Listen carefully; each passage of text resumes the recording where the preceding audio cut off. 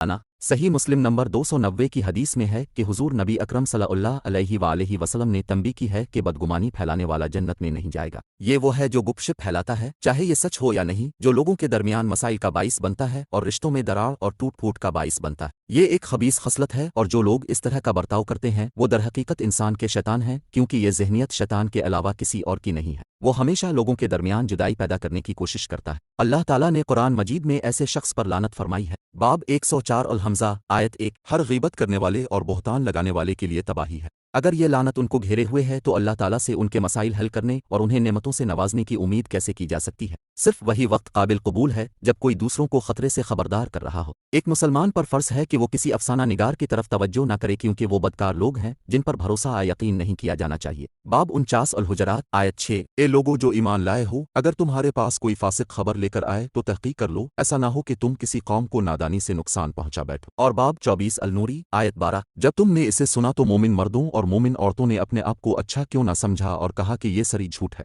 एक मुसलमान को चाहिए कि वो कहानी सुनाने वाले को इस बुरी सिफत को जारी रखने से रोके और उन्हें सच्चे दिल से तौबा करने की तलकीन करे, जैसा कि कुरान पाक में हुक्म दिया गया है। एक मुसलमान को इस शख्स के खिलाफ कोई बुरी ख्वाहिश नहीं रखनी चाहिए जिसने उनके बारे में और दूसरों के बारे में बारा कहा हो। बाब 49 अल हुजरात आयत 12। ए लोगो जो ईमान लाए हो, बहुत ज्यादा मनफी गुमान से बचो, बेशक कुछ गुमान गुनाह होता है। यही आयत मुसलमानों को सिखाती है कि वो दूसरों की जासूसी करके कहानी के अलमबरदार को गलत साबित करने की कोशिश न करे। बाब 49 अल हुजरात आयत 12। और जासूसी न करो, बजाय इसके कि कहानी बयान करने वाले को नजरअंदाज कर दिया जाए। एक मुसलमान को चाहिए कि वो इसकी इत्तला किसी दूसरे शख्स को न बताए और न ही इसका तज़किरा करे, क्योंकि इससे वो भी कहानी सुनाने वाला बन जाएगा। मुसलमानों को किस्सा गोई और अफसाना निगारों की सोहबत से बचना चाहिए, क्योंकि वो इस वक्त तक भरोसा सोहबत के लायक नहीं हो सकते जब तक कि वो सच्चे दिल से तौबा ना करें। याद रखना चाहिए कि जो किसी शख्स के साथ दूसरों के बारे में गुपशप करता है वो इस शख्स के बारे में भी दूसरों के साथ गुपशप करेगा। आखिर में, जैसा कि कहानी सुनाने वाले ने लोगों पर जुल्म किया, उन्हें अल्लाह ताला इस वक्त तक मुआफ नहीं करेगा जब तक कि उनके मुतासरीन उन्हें पहले मुआफ ना करें।